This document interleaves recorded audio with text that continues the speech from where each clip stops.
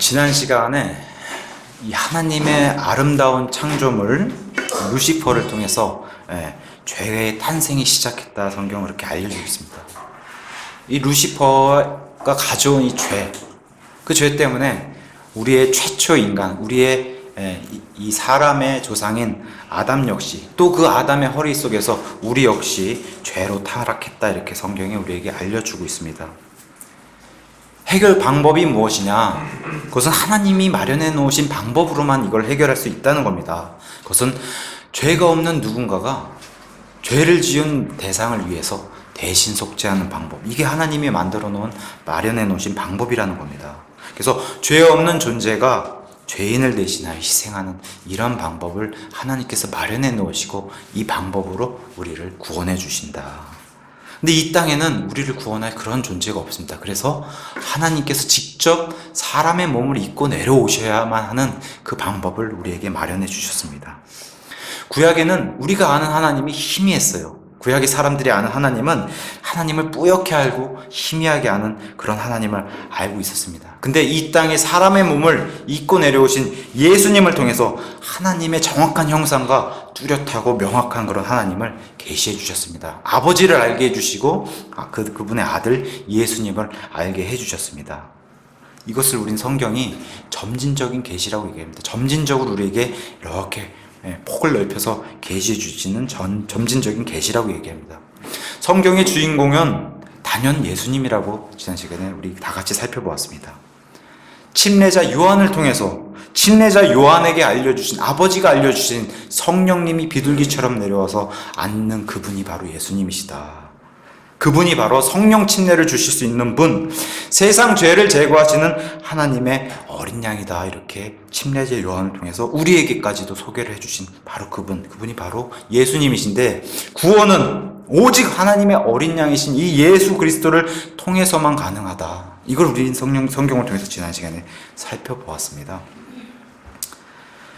예수님은 죄가 있어서 침례자 요한의 물침례를 받은 게 아니라고 지난 시간에 살펴봤습니다. 이스라엘의 메시아로, 그리스도로, 하나님의 아들로, 하나님임을 드러내기 위해서 침례자 요한의 침례를 받고, 침례자 요한을 통해서 이스라엘에게 소개를 받는 이러한 예수님의 모습도 살펴보았습니다. 우리 역시 이 땅에서 직면하고 있는 문제, 구원도, 성화도, 영적 문제도, 육신적인 모든 문제도 바로 다 하나님의 어린 양을 통해서만 해결할 수 있다는 점, 지난 시간에 이렇게 얘기를 나눴습니다. 오늘은 우리 예수님을 인격적으로 만나야 한다는 이런 주제를 좀 같이 살펴보려고 합니다. 우리가 이제 이런 교회를 다니거나 세상에 어떤 교회를 다니면은 우리 스스로가, 아니면 세상 사람들이 우리를 향해서 그리스도인, 기독교인이라고 이렇게 이름을 붙여줍니다. 이게 지금 우리가 사는 세상에서는 교회를 다니면 자동으로 붙습니다. 이 말이 기독교인, 그리스도인이라고. 근데 세상 사람들이 붙여주거나 이렇게 교회만 다니면 자동으로 붙는 이런 얘기 말고, 정말 성경적인 그리스도인이 뭔가, 성경적인 기독교인이 뭔가, 그것은 성경적인 기독교인, 그리스도인은 일생에 단 한 번 반드시 예수님을 인격적으로 만나는 일이 반드시 있어야 된다. 그래야만 성경적인 그리스도인이 된다라고 성경은 우리에게 얘기를 해주고 있습니다. 일생에 예수님을 인격적으로 만나는 일이 반드시 일어나야 된다. 이것을 바로 성경은 구원이라고 얘기하고, 이렇게 성경적으로 구원받는 사람들을 성경은 성도라고 얘기합니다. 성도, 구원받은 사람은 성도라고 얘기하는데, 더 나아가서 성도가 예수님의 발자취를 따라가고 싶습니다. 저는 예수님의 고통까지, 예수님이 밟았던 그 고통까지 감내하면서 그 길을 따라가고 싶습니다 한 사람들을 성경은 제자라고 얘기합니다. 제자. 그래서 구약시대에도 많은 제자들이 복음서에 등장하고, 신약시대에 들어와서 이 제자들을 드디어 하나님이 허락해 주신 단어가, 저 사람들은 그리스도를 따르는 사람들이라서 신약시대에는 또 다른 그런 귀한 단어를 주신 게 바로 그리스도인, 그리스도를 따르는 사람이라는 그리스도인이라고 하는 좋은 단어를 주셨습니다. 저나 여러분이 이 교회 안에서나 세상에서나 좋은 그리스도인이 되고 싶어하는 거 원합니다. 그죠? 저도 그렇고, 좋은 그리스도인이 되면 좋을 것 같아요. 그렇게 되고 싶고 이건 너무나 당연한 생각입니다. 근데 성경은 어떻게 하면 좋은 그리스도인이 될 수 있냐, 그것에 대한 대답을 구원받은 후에도, 일생의 시작이 예수님을 인격적으로 만나는 이 구원이 있어야 돼요. 이게 출발이고, 그 뒤에도 구원받은 후에도 예수님과의 인격적인 만남, 예수님과의 교제가 있어야 된다고 성경 그렇게 우리에게 얘기를 해주는데, 그게 바로 오늘 본문이 얘기하는 겁니다. 그래서 오늘 제목을 그리스도와 인격적으로 교제해야 좋은 그리스도인이 된다, 이런 제목으로 잡았어요. 그리스도와 인격적으로 교제해야 좋은 그리스도인이 된다. 인격적으로 만난다는 말은 우리 하나님인 이 예수님이 존귀하신 분이에요. 존귀하신 분. 이 존귀하신 분을 하나님답게 대하는 것, 그거를 인격적인 교제라고 얘기합니다. 왜냐? 이 예수님께서 우리 역시 존귀하게 대해주세요. 온 우주보다도 귀하게 대해주신 게 예수님이세요. 그러니까 우리 역시도 예수님을 존귀하게, 아주 고귀하게 그렇게 대해야 된다. 이것을 바로 성경은 인격적인 만남, 인격적인 교제라고 얘기하는 겁니다. 제가 참 안타까운 게, 예수님 믿는다는 분들이 보면은 예수 믿어, 예수 믿어 이런 분들이 되게 많아요. 우리 한국말로는 존칭이라는 게 있습니다. 한국말로 말 자체에. 그럼 예수님에다가 존칭에 예수님이라고 하는 그런 존칭을 얼마든지 붙일 수 있음에도 예수 믿고 구원받아. 예수. 이게 무슨 예수님이 우리 친구가 아닌데 이 하나님이신 분을, 근데 핑계를 대죠. 아, 영어인데 어떡하냐. 우리나라 말에는 얼마든지 영어에도 이렇게 존칭을 붙여서 그분을 높일 수 있는 이런 표현이 있음에도 불구하고 너 예수 믿고 구원받아, 이런 정말 안 좋은 표현을 쓰는 걸 너무 안타깝게 생각하는데, 자기 부모님도 그렇게 얘기 안 하잖아요. 그죠? 자기 부모님도 막 이름 함부로 얘기하면서 얘기 안 하면서도 예수님을 그렇게 대하는 게 너무 안타까운 것 같아요. 우리 예수님을 존귀하게 여겨야 돼요. 존귀하게 대해드려야 돼요. 그것을 인격적으로 대해준다고 얘기하는 겁니다. 침례자 요한의 사역지가 바로 광야였습니다. 지난 시간에 살펴본 바로는 광야에서 아버지가 알려주신 침례받으러 오신 그 예수님을 침례자 요한은 알았습니다. 그래서 그분이 다시 왔을 때 세상 죄를 제거하시는 저기 오시는 저분, 하나님의 어린 양을 보라, 이렇게 얘기하는데, 바로 오늘 본문에도 그러한 동일한 예수님이 침례자 요한에게 다가오는 이러한 일로 시작을 하게 됩니다. 며칠 전 아버지 하나님께서 알려주셨어요. 말씀으로 알려주시고, 또한 성령님께서도 알려주셨어요. 저분이 예수님이시다, 하나님의 아들이시다. 그런 예수님을 침례자 요한은 마주봤습니다. 만졌어요. 침례를 베풀었어요. 이스라엘 사람들에게 소개를 했습니다. 세상 죄를 단번에 영원 무궁토록 제거하시는 하나님의 어린 양을 보라. 침례자 요한은 이스라엘 백성에게 이렇게 예수님을 소개했습니다.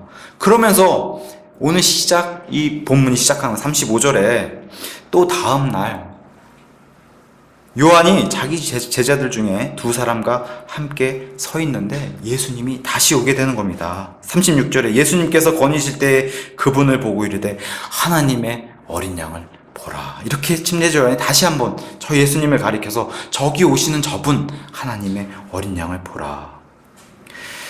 침례자 요한의 광야에서 다시 침례자 요한을 사역하는 그 장소에 예수님이 다시 오시는 걸 보고 하나님의 어린 양을 보라, 침례자 요한이 얘기했어요. 내게 진리를 주시는 분, 빛을 만드신 빛의 원천이신 분, 영원전부터 시작도 모르는 그런 처음부터 계셨던 분, 모든 것을 창조하신 분, 세상의 죄를 영원히 무궁토록 멸하실 수 있는 분, 사망과 지옥에서 우리를 구속하실 수 있는 분, 그 하나님의 어린 양을 보라. 이렇게 침례자 요한이 오늘 본문에 시작하고 나가는 겁니다.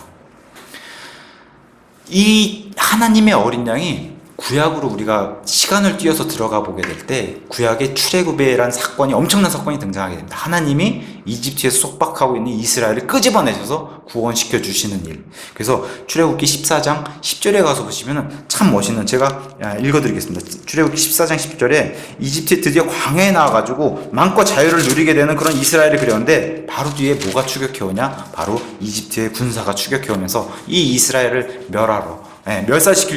멸절시키려고 이렇게 따라오는 과정에서 14장 10절에 이렇게 등장합니다. 파라오가 가까이 왔을 때에 이스라엘 자손이 눈을 드니 보라, 이집트 사람들이 자기들의 뒤를 따라 행진하더라. 이에 이스라엘 자손이 심히 두려워하여 죽게 부르짖었다. 뭐라고 불평을 늘어놓습니까? 그들이 또 모세에게 이르되 이집트에 무덤이 없어서 당신이 우리를 데리고 나와 광야에서 죽게 하느냐? 어찌하여 당신이 우리를 이집트에서 끌고 나와 이같이 우리를 대하느냐 하고, 있었으면 우리가 그냥 저기 종살이 했으면, 노예살이 했으면은 편히 그래도 목숨은 건지면서 살 수 있을 텐데 왜 일로 끌고 나와서 우리를 다 죽게 만드냐, 이렇게 불만을 놓았을 때 13절에 모세가 백성에게 이렇게 얘기합니다. 너희는 두려워하지 말고 가만히 서서 오늘 주께서, 이 여호와께서 너희에게 보여주실 그분의 구원을 보라. 이분이 바로 하나님의 어린 양이십니다. 하나님의 어린 양이 베푸는 구원을 보라. 구약시대의 이 이스라엘의 어린 양이 바로 신약시대에 오늘 침례자 요한이 소개하는 하나님의 어린 양이십니다. 그분의 구원을 보라. 오늘 침례자 요한과 동일하게 저기 오시는 저분, 하나님의 어린 양을 보라. 저분만이 구원하실 수 있다, 이렇게 얘기를 하는 겁니다, 성경이. 침례자 요한은 우리가 전에도 살펴보았다시피 철저하게 자신을 낮추고 겸손한 사람입니다. 예수님만 높이는 겸손한 사람입니다. 자신의 제자들에게 뭐라고 이분을 소개합니까? 내가 아니라 저기 예수님께 너희는 가야 된다. 이제는 나를 따르지 말고 예수님을 따라야 된다. 그 하나님의 어린 양을 보라. 왜 침례자 요한이 이 시대의 목회자들에게 가장 필요한 그런 모델로 계속해서 우리에게 알려주고 있냐면은, 자기 자신은 철저하게 감추고 모습을 드러내지 않으면서 예수님만 높이는 그런 목소리를 외쳤던 그런 사람이 바로 침례자 요한인데, 이제는 나를 따르지 말고 너희들이 나의 제자가 돼서 내게 하나님 말씀에 귀 기울였던 것처럼 이제는 진짜가 오셨다. 저 예수님을 향해서 너희가 가라라고 예수님께 이렇게 인도하는, 정말 이 시대의 참 목회자의 모습, 또 이 시대의 좋은 그리스도인의 모습, 우리 역시 마찬가지입니다. 좋은 그리스도인은 예수님께 올바로, 우리가 먼저 예수님을 바로 알고 예수님께 올바로 인도할 수 있는 그런 사람이 바로 좋은 그리스도인이라고 얘기하는데, 바로 그러한 좋은 모델로 지금 침례자 요한의 성경이 우리에게 소개를 시켜주는 겁니다. 나를 떠나 너희 죄들을 용서하실 수 있고 구원하실 수 있는 분, 가서 저분을 따르라. 자기 제자들에게 이렇게 얘기하는 겁니다. 사람의 시선이나 두려움이 아닌 하나님이신 예수님을 두려워하는 그런 분, 하나님이신 저분, 하나님의 사람의 이 침례자 요한의 좋은 본을 성경이 얘기해주고 있는 겁니다. 그랬더니 바로 37절에 그 두 제자가 그의 말을, 침례자 요한의 말을 듣고 예수님을 따르기 시작했다. 이렇게 이제 성경이 우리에게 진행을 시켜줍니다. 그러면서 그 둘 중에 하나가 40절에 가서 보시면은, 요한의 말을 듣고 그분을 따른 두 사람 중에 하나는 바로 시몬 베드로의 형제 안드레였더라. 이렇게 이제 우리에게 소개를 해주고 있습니다. 두 명이라고 얘기했는데 한 명만 소개를 했어요. 근데 나머지 한 명은 대부분의 학자들이 다 누구라고 얘기하냐? 예수님이 처음에 제자를 삼았던 제자 4명이 있습니다. 안드레, 베드로, 누구 있겠습니까? 야고보, 요한. 그러니까 요한복음의 기록자인 사도 요한은 철저하게 자기 이름을 얘기를 안 해요. 이 두 제자 중 가운데 바로 그 나머지 하나가 사도 요한이 아니겠나. 이거는 뭐 거의 100%의 학자가 그렇게 얘기를 합니다. 자, 이 침례자 요한의 제자들이 예수님을 따르기 시작했습니다. 자, 진리를 전한 자가 있어요. 바로 침례자 요한. 그 진리를 접한 자가 있어요. 요한의 제자에서 진리를 접했습니다. 이 하나님의 사람을 통해서. 이 두 그룹 모두가 사람을 따르는 게 아니라 오직 예수님만 따랐다. 성경이 계속해서 그걸 우리에게 시작으로 알려주고 있는, 예수님만 따르는 사람들이라는 그런 사실을. 과거의 것이 무엇이 됐든지 간에 침례자 요한도 마찬가지고, 침례자 요한의 지금 제자였다가 예수님을 따르는 사도 요한과 이 안드레 역시 마찬가지로, 과거의 것이 무엇이 됐든지 간에 진리를 추구한 자세, 진리를 향해서는 이렇게 과감하게 버리고서 하나님의 하라는 대로 움직일 수 있는 이런 자세를 우리가 엿볼 수 있습니다. 우리의 지난 일주일, 아니면 과거의 우리의 행동들은 어땠습니까? 우리가 어쩌면 사람을 너무 크게 봐서 사람은 이만큼 커지게 되고 하나님은 이렇게 작아지는 그런 큰 사람, 작은 하나님은 만들지 않았는지, 그런 걸 좀 이 시간에 좀 돌이키고 회개하면 좋을 것 같습니다. 진리는 좁은 길이라고 얘기했습니다. 예수님 말씀처럼. 오늘 그날까지 찬송을 부르는데, 우리가 가는 그 좁은 길은 좁습니다. 문도 좁고 길도 좁지만 그 길은 하늘로 향해 있다. 오늘 찬양에 그렇게 나오더라고요. 가사가 너무 멋있게. 그 좁은 길은 하늘로 향하는 길이다. 이 좁은 길은 너무 문도 좁고 가려는 사람이 적어서 길도 좁다. 그게 예수님의 진리의 말씀입니다. 요새 계속해서 답답한 사람들이 주장하는 게 있어요. 좌도 우도 중요하지 않다. 가운데, 우리 믿음의 사람들은 흔들리지 말고 가운데 있어야 되지 않나. 근데 그 사람들은 정작 어디 서 있는 건지가 한번 저는 굉장히 궁금하더라고요. 우리는 좌편에 우편에 서 있는 게 아니라 하나님 편에 서 있는 겁니다. 하나님 편에. 우리가 서 있는 자리가 하나님 편이신 진리의 편 오른쪽에 서 있다. 근데 그게 오른쪽이에요. 그것을 명심해야 되는데 좌우 이렇게 나눠서 그게 뭐 중요하냐, 이게 싸움이 되니까 자꾸 이렇게 주장하는 사람이 늘어나는데, 우리가 서 있는 정확한 자리가 오른쪽입니다. 하나님의 오른쪽. 그것을 너무 모르고 있는 것 같아요. 너무 답답하게. 자, 우리가 서 있는 이런 오른쪽에, 그 오른쪽이 확고하게 되면은, 믿음이 생기면은 그 길로 그냥 뒤돌아보지 않고 나아가는 이런 자세, 제자들을 통해서 우리에게 알려주고 있는 겁니다. 예수님께서 이제는 요한의 제자들이 자기를 따라와요. 자기를 따르는 것을 보시고 38절에 이렇게 말씀하세요. 그때 예수님께서 돌이키사 그들이 따르는 것을 보시고 예수님께서 말씀하시기 시작해요. 우리 예수님이신 하나님은 굉장히 인격적인 분이시고 우리를 홀대하지 않는 분이세요. 우리 하나하나를. 근데 여기 보면 이제 예수님을 따르기 시작하니까 어떤 사람을 따른다. 그럼 그 사람에게 붙는 그 호칭이 성경은 제자라고 붙여줍니다. 제자. 그 사람을 따르는, 스승으로 두고 따르는 사람을 제자라고 하는데, 성경에 나온 제자는 절대 스승, 특히 여기 예수님을 앞설 수 없습니다. 그러니까 계속해서 성경은 따라오라 그러지 예수님 앞서가라고 얘기하지 않아요. 그러니까 예수님을 따르는 그런 제자들인데, 자기를 뒤로 따라오는 것을 예수님이 보시고 이 제자들이 뭘 각오하는 겁니까? 그 길이 어디라도 따라가겠다라는 그런 제자의 마음을 가지고, 지금 광야에서 사역하는 요한도 따랐는데 이제는 예수님을 따르려고 하는 그 자세를 보시고, 그 길이 어디라도 제가 따르겠습니다 하고 따라오는 모습을 보니까 예수님이 이렇게 돌아보면서 제자들을 바라보는 거예요. 그래서 예수님은 성경이 묘하게도 그때 예수님이 돌이키세요. 이렇게 뒤로 돌이켜서 제자들이 오는 것을 보시고 그들이 따르는 것을 보시고 그들에게 말씀하시는데, 예수님이 이 땅에 오셔가지고 하신 말씀 진리의 가운데 나를 본 자는 아버지를 봤다. 나와 아버지는 똑같다. 판박이다. 이렇게 예수님이 말씀해 주셨는데, 바로 예수님께서 이렇게 자기를 따르는 제자들의 모습을 돌아보는 그 마음이 우리 하늘에 계신 아버지도 동일하게 그 마음이 동일하시다. 성경이 증명해 주고 있는데, 예수님 바로 무엇을 얘기하시냐면은 너희가 무엇을 구하느냐, 이렇게 예수님이 말씀하세요. 너희가 무엇을 구하느냐. 너무 제가 이거 성경 본문 준비하면서 그래, 우리 하나님은 역시 첫마디를 여서는데 너희에게 필요한 것이 무엇이냐 이렇게 말씀을 여세요. 너무 감사하게도 우리 아버지 하나님과 예수님은 늘 자신을 따르는 자들의 필요를 채워주시길 원하시는 분이시다. 하나님이 이런 분이시다. 이렇게 인격적인 분이시다. 너무나 친절하게 긍휼을 베푸시면서 이렇게 말씀하기 시작하시는데, 자, 자기를 따르는 자, 지금 저희 안드레와 사도 요한은 구원받은 자입니다. 여기 구원을 받는 게 아니라 이미 구원받은 자로 요한의 제자였다가 지금 예수님을 자기네들 따르겠다고, 예수님의 제자가 되고 싶다라고 지금 따르고 있는 그런 모습을 보여주고 있는데, 하나님을 열심히 찾는 자들, 그걸 보여주는 거예요. 이 제자들을 통해서 하나님을 열심히 부지런히 찾는 자들. 우리 진리의 말씀 히브리서 11장 6절이 뭐라고 얘기합니까?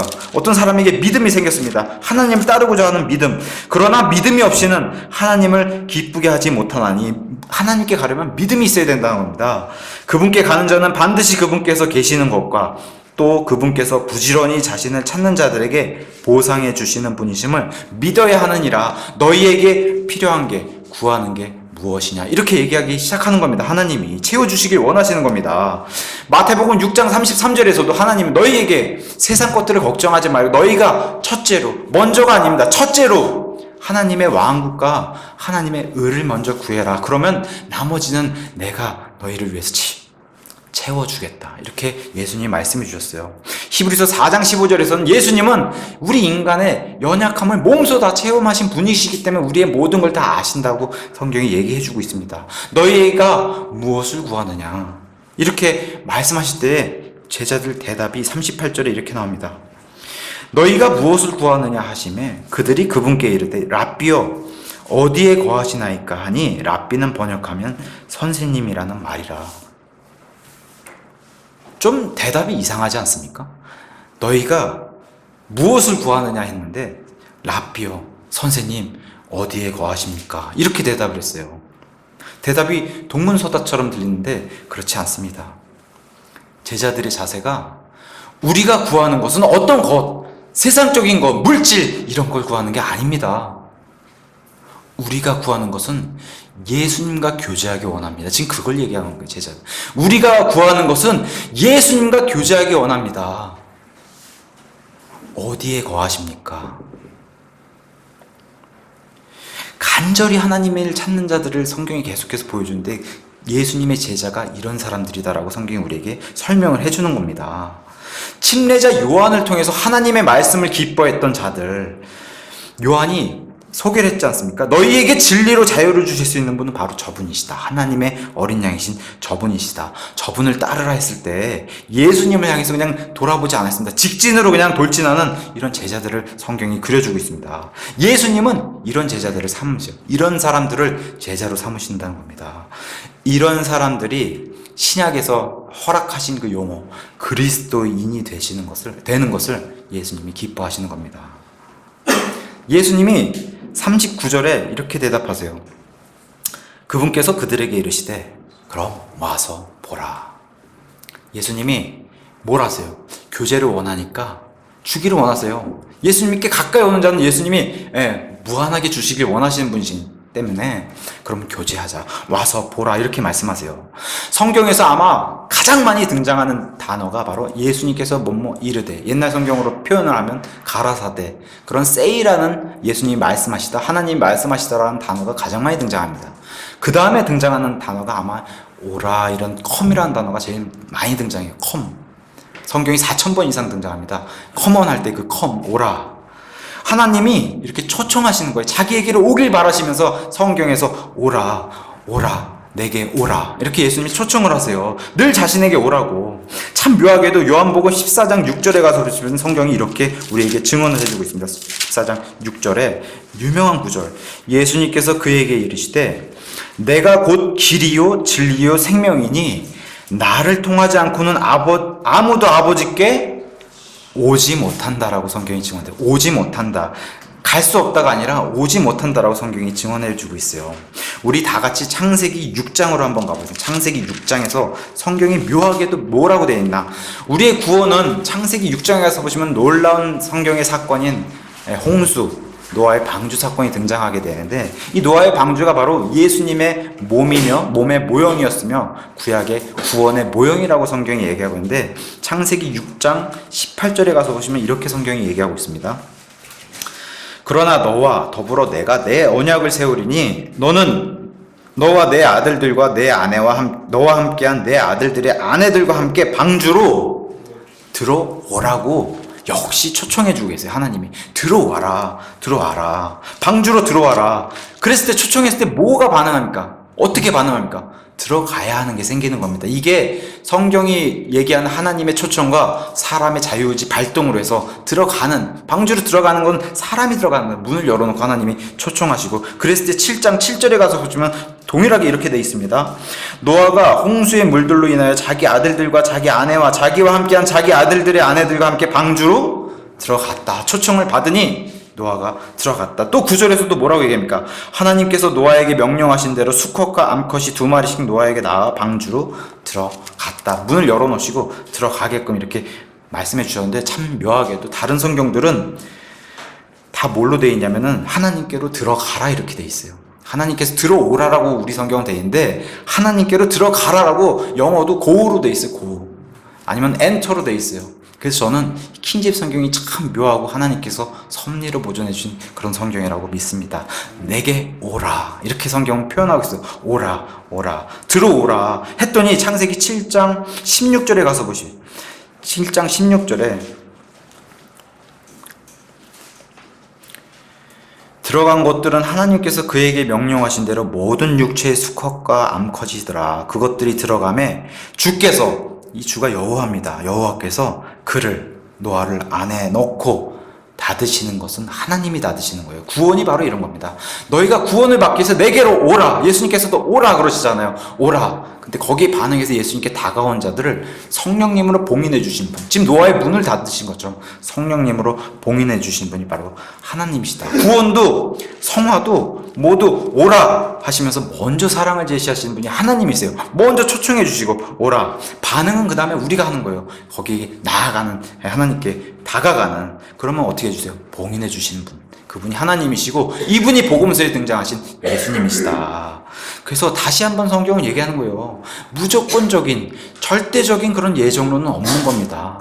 방주문 하나님이 억지로 열어가지고 거기다 다 들이미는 이런 일은 없습니다. 문 열고 기다리시는 거예요. 들어오라. 거기에 반응한 사람이 바로 노아의 가족들이었고, 이렇게 성경은 우리에게 구원에 대해서 이렇게 자세하게 설명을 해주는 겁니다. 계시록 22장을 한번 가서 보시겠습니다. 이 오라 하시는 게 얼마나 중요한지 창세기에서 시작해서 마지막으로 성경을 정리하면서 계시록 22장 17절에 가서 보시면 성경의 마무리를 또 이렇게 성경이 묘하게 기록해 주고 있습니다. 22장 17절, 성령과 신부가 말씀하시기를 오라 하시는도다. 듣는 자도 오라 할 것이요, 목마른 자도 올 것이요, 또 누구든지 원하는 자는 값없이 생명수를 취하라고 계속해서 성경을 마무리하면서 오라 오라 오라 컴을 3번씩이나 말씀하시는 것을 성경이 마무리하면서 우리에게 알려주고 있는 겁니다. 예수님이 이렇게 제자들을 초청을 했어요. 내게 오라, 와서 보라. 거기 갔더니 뭐가 있겠어요? 좋은 집이 있었겠어요? 비싼 음식이 있었겠어요? 화려한 옷이 있었겠어요? 예수님은 이런 거랑 거리가 먼 분이시다. 우리 마태복음 8장 20절에 성경이 증언해 주는 것처럼 여우도 굴이 있고 공중의 새도 보금자리가 있으되 사람의 아들 예수님은 머리 둘 곳이 없었다. 이게 예수님의 공생의 사역입니다. 삶이었고, 그러한 곳에 갔을 때 제자들이 야, 너무 누추하네, 이거 괜히 왔네, 이렇게 생각했을까요? 아닙니다. 이들이 원한 것은 그걸 원한 게 아닙니다. 왜냐, 39절 뒤에 제자들은 이런 반응을 합니다. 그분께서 그들에게 이르시되 와서 보라 하시더라, 이렇게 예수님 말씀하시니까 그들 안드레와 사도 요한이 가서 그분께서 거하신 곳을 일단 봤어요. 그랬더니 그날 그분과 함께 머물렀다. 이게 중요한 겁니다. 이런 좋은 거, 좋은 집, 비싼 음식, 맛있는 거, 이런 거 필요 없다는 겁니다. 예수님만 함께 저와 있으시면 됩니다라고 얘기하는 이런 것들, 거하시는 것을 보고 함께 예수님과 머물렀다. 이게 바로 예수님과 진정한 진짜 교제를 했다, 성경이 우리에게 얘기해 주는 겁니다. 좋은 배경의 어떤 물질적인 것이나 그런 거 원하는 게 아니었고, 예수님과의 바로 인격적인 이런 교제를 원했다, 제자들이. 어떤 사람들이 얘기한 것처럼 예수님 믿고 복 받고 잘 살고 뭐 걱정 없이 살고 이런 거 원하는 게 아니었어요, 제자들은. 설사 예수님이 가는 그 길이 고난과 핍박의 길이어도 그 길을 가겠습니다. 이게 제자입니다. 성경이 얘기한 제자. 예수님을 제대로 믿으면 이렇게 되는 겁니다. 고난과 핍박이 와도 제자들이 항상 보였던 모습이 있어요. 이 신약시대의 사도 바울도 보였던 모습, 그건 뭐예요? 예수님과의 교제가 너무 좋다. 이것을 제자들은 계속 보여줬어요. 좋은 그리스도인들이 계속 보여준 모습이, 그래도 힘들어도, 옥에 갇힌 사도 바울이 괴로워도 그래도 찬양하라고 하나님께 감사 기도를 드리는, 너무 좋다, 예수님과의 교제가. 이걸 보여줬습니다. 이런 사람들이 좋은 그리스도인이라고 얘기하는 거예요. 성숙한 그리스도인이 될 수 있다라고 얘기하는 겁니다. 그랬더니 41절에 어떠한 반응이 보이냐. 41절에 그가 먼저, 이 시몬 베드로의 형제 안드레가 그가 먼저 자기 형제 시몬을 찾아내어 그에게 이르되 우리가 메시아를 만났다 하니, 메시아는 번역하면 그리스도라, 이렇게 돼 있어요. 우리에겐 더 친근한 단어가 그리스도입니다. 이방인에게 허락하신 단어 그리스도. 이 히브리 말로는 메시아, 이 말을 그리스 말로 번역하면 그리스도가 되는데, 우리에겐 그런 친근한 단어로 다가옵니다. 바로 즉각적인 반응이 있어요. 이 사람들이 예수님을 만났을 때, 진짜 예수님을 만나니까 우리가 그리스도를 만났다, 이런 즉각적인 간증이 나왔다. 성경이 그렇게 우리에게 얘기를 하고 있는 겁니다. 여기 와서 우리 예배드리러 앉아있는 저와 여러분, 그리스도를 만난 적이 있습니까? 그리스도를 만나신 적이 있습니까? 이게 굉장히 중요한 겁니다. 근데 예수님은 뭐라고 요한복음 3장에 니고데모에게 말씀하시느냐? 너희가 반드시 다시 태어나는 그런 예수님을 만난 일이 반드시 있어야 된다. 그래야만 너희가 영생의 길로 들어갈 수 있다. 이렇게 성경은 예수님을 통해서 우리에게 설명해 주고 있습니다. 이러한 사건은 또다시 요한복음 5장 24절에 이렇게 얘기합니다.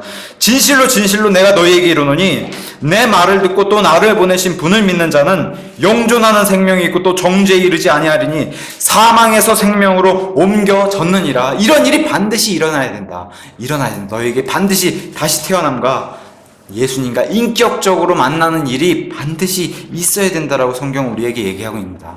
우리가 그리스도를 만났다. 이런 일이 반드시 있어야 된다라고 제자들 통해서 성경 기록을 통해서 우리에게 알려주는 겁니다.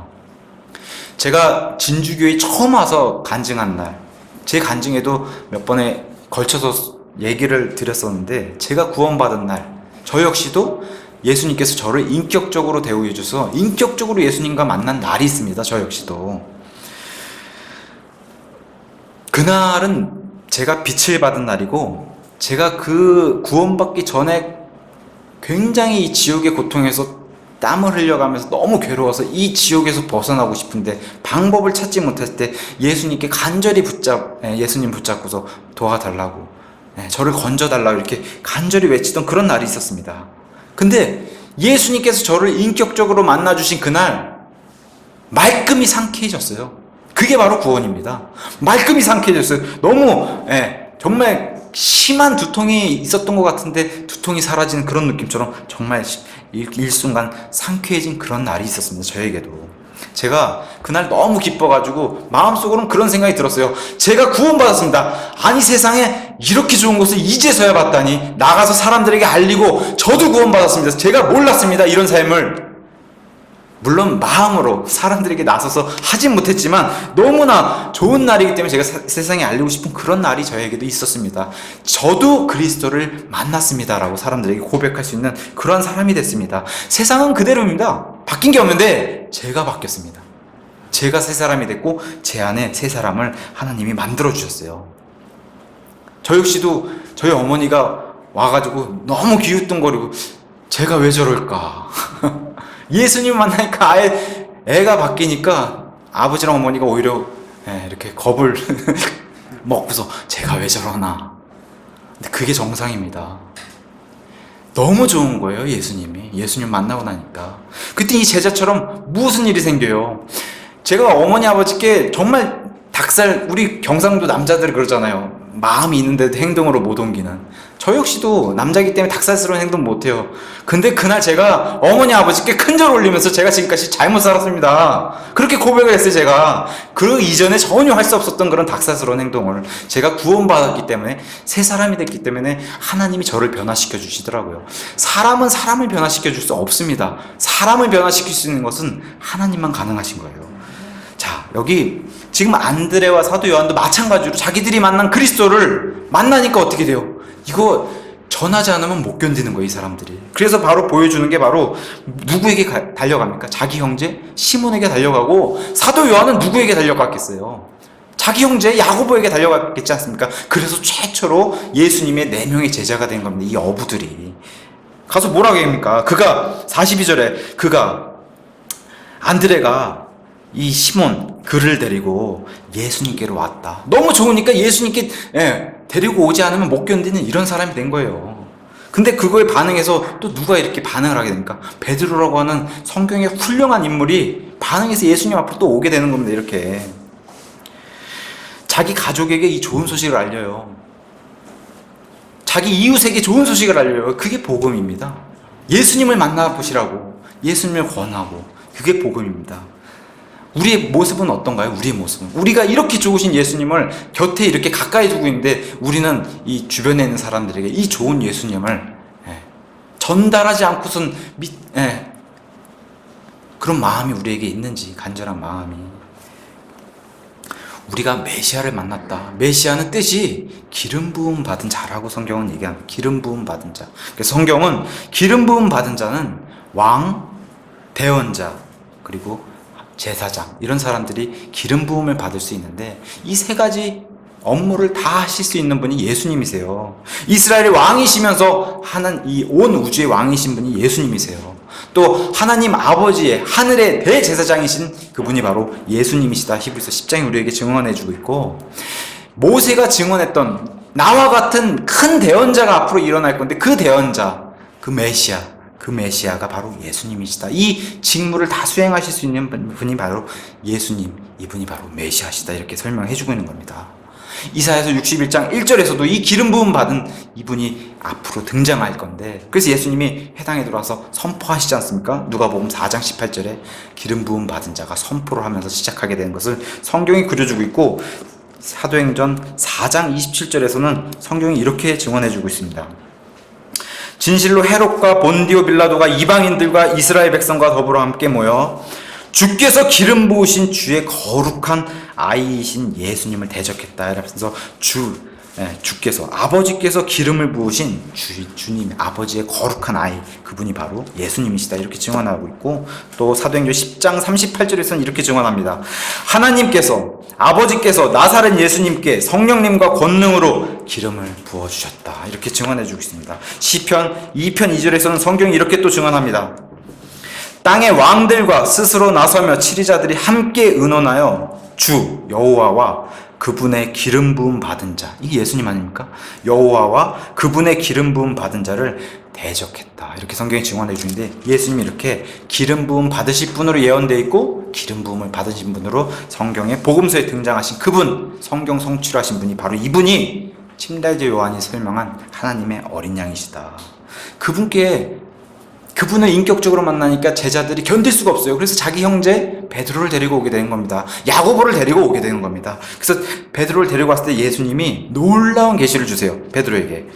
42절에 그가 그를 데리고 예수님께 오매 예수님께서 베드로를 바라보시고 이르시되 내가 요나의 아들 시몬인즉 앞으로 게바라 불리리라 하셨는데, 게바는 번역하면 돌이다. 그 돌을 그리스 말로 하면 베드로다. 이렇게 돼 있는 겁니다. 베드로. 그래서 베드로를 예수님께로 인도했습니다. 요나의 아들 베드로야. 이렇게 돼 있어요. 요나의 아들 베드로야. 마태복음 16장 17절에 베드로가 주는 그리스도시요 살아계신 하나님의 아들이십니다 고백할 때 예수님 뭐라고 얘기하세요? 바요나 시모나 이렇게 얘기하세요. 제가 바자가 붙으면 뭐뭐의 아들이라고 얘기했지 않습니까? 요나의 아들, 그걸 바요나라고 얘기하는데 이렇게 성경이 짝을 이루고 있어요. 요나의 아들 바요나 시모나. 근데 다른 성경은 다 요한의 아들로 돼 있어요. 여기는. 그러니까 성경이 안 맞는 거예요. 거짓말하고 있는 겁니다. 다른 성경은. 우리 킹제임스 성경은 정확하게 바요나 시모나 요나의 아들 이렇게 돼 있어요. 우리 성경만. 이렇게 이 시몬 베드로를 부르시면서 게바의 뜻을 아예 예수님이 말씀해 주세요. 성경을 통해서 너는 돌이다. 돌. 이 돌이 정말 이 당시 상황에서는 베드로도 이해하지 못했을 거고, 이 요한복음을 기록한 사도 요한도 이게 무슨 뜻인지 몰랐을 겁니다. 이 당시에는. 왜? 십자가 사건이 이후로 이제 지나고 나서 베드로도, 사도 요한도, 특히나 이 요한복음을 성경을 마무리하면서 기록한 사도 요한은 베드로에게 돌이라고 호칭을 주신 그 예수님의 큰 뜻을 알고서 이제 기록을 한 겁니다. 성경의 놀라운 계시 뭡니까? 내가 반석인데, 예수님 내가 반석인데 이 위에 너희가 이제 영적 건물을 건축하는 돌이 될 것이다. 그 첫 돌이 너 베드로로부터 시작하게 해준다. 사실 이 놀라운 계시를 이때 해주신 건데 제자들은 아무도 이해를 못하는 거예요. 우리는 근데 이 성경 전설을 가지고 있으니까 우리는 이제 그것을 명확하게 알고 우리에게 명확하게 해주신 그 계시를 통해서 알 수 있는 겁니다. 베드로도 그래서 자기가 순교당하기 전에 베드로 전후서를 기록하면서 베드로 전서에 기록해줬어요. 우리는 하나님의 영적 건물의 그 건축물이 될 영적 돌이다. 우리 스스로가 그렇게 베드로도 증언하고 있습니다. 요한복음을 기록한 사도 요한도 나중에 이런 사실들을 다 완벽히 깨달았고, 베드로도 나중에 깨닫고 이것을 다 우리 후세들에게 다 전달을 해줬습니다. 기록하면서 알려주었습니다. 이 교회라는 존재가 바로 예수님의 몸으로 건축된다는 사실을 바로 예수님이 이때 알려주신 겁니다. 너희가 돌이다. 이렇게 알려주신 거고, 어린 양의 혼인 만찬에 너희가 신부가 된다. 이것도 우리에게 활짝 열어서 계시를 해줬습니다. 우리 신약 성도가 성전이 된다. 저기 보이는 저 건물 성전처럼 하나님의 몸을 건축하는 예수님 몸인 성전이 된다. 이 성전은 앞으로 영원 무궁토록 새하늘과 새 땅에 오는 그 새 예루살렘의 성전이 된다. 거기는 진짜 눈으로 보는 건물 성전이었고 너희가 성전이다. 이렇게 이제 성경은 우리에게 증언해주고 있습니다. 지금 시몬 베드로 역시 예수님을 인격적으로 만나야 한다라고 성경이 증언해주고 있고, 인격적으로 교제해야 된다고 성경 계속해서 본문을 통해서 우리에게 알려주고 있습니다. 지금 안드레, 사도 요한 이 두 사람의 결과, 또 베드로, 야고보, 이러한 어부들, 예수님의 첫 제자가 된 사람들 결과를 우리는 알고 있지 않습니까? 훌륭한 사도로 쓰임받았어요. 이 사람들이 다 훌륭한 그리스도인이 됐다, 이렇게 성경은 전해주고 있습니다. 공간복음에서 우리가 다 알다시피 베드로에게는 예수님께서 사람을 낚는 어부가 되라, 이렇게 말씀해 주셨어요. 사람을 낚는 어부가 되라. 참 묘하게도 제가 아까 창세기 6장과 7장에 등장한 방주, 이게 구원의 모형입니다. 구약시대 등장한. 참 이 어부 베드로와 공통점이 있더라고요. 우리가 침례를 받을 때 물속에 들어가는 것을 죽음이라고 얘기합니다. 죽음. 그래서 물 밖으로 나오는 것을 부활이라고 얘기해요. 근데 물고기는 다 물속에 있어요. 그걸 어디로 끄집어내요? 다 물 밖으로 끄집어내요, 어부가. 방주는 절대 물에 가라앉지 않습니다. 그죠? 구조상 방주는 물 위에 떠 있어야지 물 안에 가라앉을 수 없어요. 구조상. 그게 구원입니다. 죽음으로 들어가지 않는다, 결코. 물 속에 있지 않는다, 물 밖으로 꺼내주신다. 참 묘하게 이렇게 들어맞더라고요. 죽음이 아닌 우린 부활을 믿는다. 그래서 창세기 7장 17절에 이 방주에 대해서 참 멋있게 성경이 이렇게 설명해 놨더라고요. 땅 위로 이렇게 들리더라. 장차 우리도 이렇게 들린다는 사실 믿으십니까? 우리 몸이 이렇게 방주처럼 들린다는 사실. 우리 죽음을 밑에다 두고 예수님의 부활과 하늘로 이렇게 들린다는 사실. 그렇게 성경은 묘하게도 그렇게 우리 휴거를 이미 구약에서도 숨겨놓으시고 이렇게 방주를 통해서 우리 구원을 알려주고 계시더라고요. 참 너무 멋있게 성경이 이렇게 짝을 이루고 있더라고요. 결론의 말씀을 드리겠습니다. 말씀을 좀 정리하면서, 성경이 얘기하는 것은 일생에 반드시 예수님을 인격적으로 만나야 하는 일이 반드시 필요하다. 그래야 성도가 된다라고 성경은 우리에게 증언을 하고 있습니다. 그분께서 오라! 컴온! 오라 하실 때 아멘 하고 그분께 나아가는 그 길이 반드시 있어야 된다. 반갑게 맞이하는 일, 영접하는 일이 있어야 된다, 성경은 얘기하는 겁니다. 이 일, 영접하고 예수님을 받아들인 일이 있은 후에 내 안에 들어와 계시는 예수님을 역시나 지속적으로 인격적인 교제가 지속적으로 있어야 된다. 그래야지만 좋은 그리스도인이 된다라고 성경은 우리에게 계속해서 얘기를 하고 있는 겁니다. 우리 안에 계신 예수님과 지속적으로 인격적으로 교제해야 된다. 어떻게 만나주십니까? 우리는 지금 이 안드레와 사도 요한이 만났던 것처럼 어떻게 만나주세요? 이 시대에는 우리에게 선포되는 하나님의 말씀으로 만나주시고, 또 성경 기록으로, 우리 손에 들리는 이 성경 기록으로 만나주시고, 또 우리가 아버지께 직접 드린 기도로 만나주시고, 우리 성도들과의 교제로 만나주시는 겁니다. 지금 이 시간에는 안드레와 사도 요한, 여기 사도 안드레, 사도 요한은 다 구원받은 성도였습니다. 침례자 요한의 제자로 간절히 메시아를 기다리는 그런 이스라엘 백성들이었어요. 이 사람들이 드디어 침례자 요한의 증언대로 저기 저 하나님의 어린 양을 보라 했을 때 예수님을 따르는 제자들로 바로 그냥 돌아보지 않고 따르게 되는 모습을 그려주고 있습니다. 그분께서 무엇을 구하느냐 얘기했을 때, 저희는 예수님과 인격적으로 교제하고 싶습니다, 이렇게 반응했던 자들, 바로 이 제자들을 보여줬습니다. 세상 부귀영화가 아닙니다. 예수님만 원합니다. 예수님과 교제할 수 있기를 원합니다. 받아주시옵소서. 이렇게 자세를 보였던 사람들이 바로 이 안드레와 사도 요한이었습니다. 예수님은 기꺼이 이런 자들을 제자로 받아주세요. 신약시대는 이렇게 되고자 한 자들을 그리스도인이 되게 만들어주시는 겁니다. 예수님께서. 누가복음 5장에 가서 보시면 유명한 얘기가 등장해요. 바로 베드로를 만나러 오시는 예수님. 베드로가 이렇게 요한복음 1장에 등장한 것처럼 자기 형제에게 이끌려서 예수님 만났어요. 이름을 바꿔주셨어요. 너가 앞으로 시몬이란 이름 대신에 나를 만난 이후에는 너가 다른 삶을 살게 될 것이다. 바로 베드로의 삶을 살게 될 것이다. 이렇게 말씀해 주시고 베드로를 찾아오세요. 제자 삼기 위해서. 그게 바로 유명한 그 배 위에 올라서 설교하는 그런 모습. 밤새 그물을 쳤는데 그물에 고기가 낚이지 않은 이런 이상한 일을 밤새 겪고서 베드로가 지친 가운데 있을 때 예수님 찾아오셔가지고 저기다 그물을 던져라 했을 때 그물이 찢어지는 그런 일이 발생했던 게 바로 누가복음 5장의 베드로가 예수님 만난 사건인데, 베드로가 예수님 앞에 어떻게 반응을 하게 되냐면은, 주님, 저는 죄인입니다. 제가 못 견디겠습니다. 주님이 여기 계시니까 저를 떠나주십시오. 이렇게 반응했던 게 베드로입니다. 너무나 겸손한 모습을 보여줘요. 주님, 저는 죄인입니다. 구원받은 사람인데 베드로는. 근데 예수님이 제자를 삼으러 오세요. 근데 그 예수님이 거룩한 분이 오시니까 누추하고 이 더러운 죄를 가지고 있는 육신의 죄인이 못 견디는 그런 모습을 보여줬던 게 베드로입니다. 저를 떠나주세요. 예수님이 어떻게 만드세요, 이 사람을? 너가 신약교회의 첫 돌이 되게 만들어주겠다. 그게 바로 베드로를 통해서 하나님이 이루신 역사입니다. 이런 베드로도 평생 증언하게 됐어요. 예수님에 대해서. 제가 그리스도를 만났습니다. 이걸 증언한 겁니다. 베드로도. 평생. 저와 여러분, 이 마지막 시대에 오늘 여기 이 자리에 앉아 있는 것처럼 진주 소망 침례교회에 하나님께서 부르신 이유가 반드시 있을 겁니다. 저와 여러분 당당히 얘기할 수 있는 거, 우리가 그리스도를 만난 사람들입니다. 좋은 그리스도인의 모습을 세상에 보여주라고 하나님이 분명히 이 자리에 모아놨을 겁니다. 우리를 좋은 그리스도인으로 사는 것을 원하신다. 하나님은 이 어려운 시대에 믿지 않는 자도 어려운 시대입니다. 이 시대는 믿는 자뿐만 아니라 믿지 않는 자들도 먹고 살기 어려운 시대예요. 이 어려운 시대에 그나마 우리가 예수님 때문에 조금 더 어려운 그런 세상을 살고 있는데, 우리가 예수님과 인격적으로 교제하는 기쁜 삶을 세상에 보여줄 때 세상 사람들이 뭐라고 그랬어요? 저 사람들은 뭐가 저렇게 좋을까? 이 정말 팍팍하고 정말 짜증나고 인상만 쓰게 되는 이런 세상에서 저 사람들은 뭐가 저렇게 좋을까? 뭐라고 대답하시겠어요? 우리가 그리스도를 만난 사람들이기 때문입니다. 이렇게 대답해 줘야 되지 않겠습니까, 우리가? 제가 예수님과 교제하고 있기 때문에 너무 즐겁습니다.